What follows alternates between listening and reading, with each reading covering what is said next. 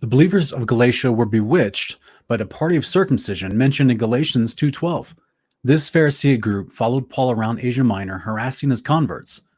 The Pharisaic group was Paul's former manner of life in Judaism, as referenced in Galatians 1:13. The entire book of Galatians is Paul refuting a doctrine of that Pharisaic party of circumcision, a party who actually did not keep the law of God themselves. Paul explains this in Galatians 6:13. This is the same group of zealots who placed the traditions of Judaism over the law of God. Yeshua rebuked this group for the same behavior in Mark 23, 1-33, and Mark 7, 8-10.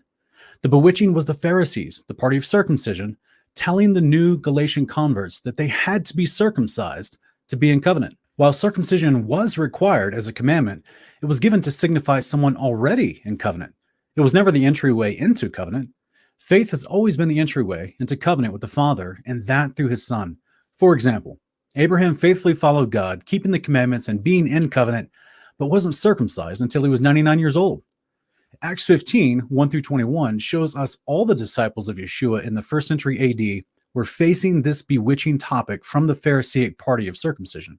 The Pharisees demanded that a person be circumcised before God would bring them into covenant, which was what Paul refers to as boasting in the flesh in Galatians 6:13. The 1st century disciples, including Paul, taught the same law of God that Yeshua of Nazareth taught, and all of it was from the Old Testament. This teaching is summed up like this. A person comes into covenant with God not first through circumcision, but through faith, as explained in Genesis 15:6 and Habakkuk 2:4, and then through active repentance for the rest of their life. That person learns obedience by practicing the commandments as explained in Leviticus 18:4-5, Ezekiel 18:21-22, and Matthew 19:16-17. This is a process Paul defines as sanctification in 1 Thessalonians 4:1-7. If you enjoyed this, make sure you hit that heart button.